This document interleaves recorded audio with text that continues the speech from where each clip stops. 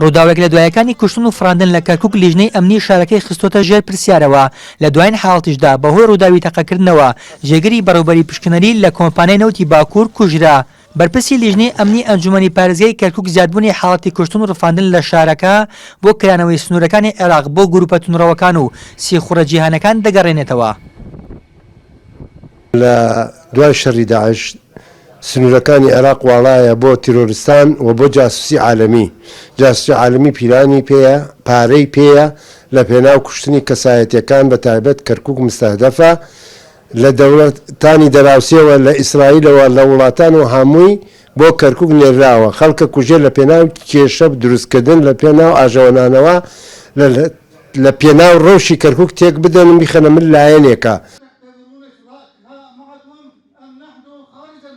لە ماوەی ڕابردوودا کوتلەی عەربی لە پارێزگای کەرکووک زۆرترین رەخنەیان لە بارودۆخی ئەمنی کەرکووک و دەستگا ئەمنیەکان گرتووە و ئەندامێکی تورکمانی لە ئەنجومەنی پارێزگای کەرکووک دەڵێت دەبێت چارەسەری دۆخی ئەمنی شارەکە بکرێت یا پلانی ئەمنی شارەکە بگۆڕێت.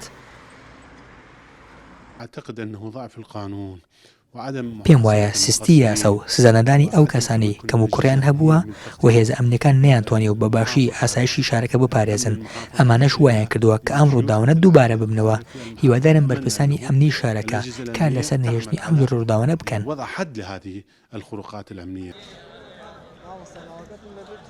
بەپێی ئامارەکانی پۆلیسی کەرکووک ئەم ساڵ حاڵەتەکانی کوشتن و ڕفاندن بەراورد بە ساڵانی ڕابردوو زیادی کردووە. لە ماوەی 9 مانگی ئەم ساڵدا 13 حاڵەتی ڕفاندن و 15 حاڵەتی کوشتن لە شاری کەرکووک ڕوویان داوە کە دیارترینیان کوشتنی مەحەمەد خەلیل سەرۆکی کوتلەی عەربی بوو لە ئەنجومەنی پارێزگایی کەرکووک. ئۆژین جۆڵا NRT کەرکووک.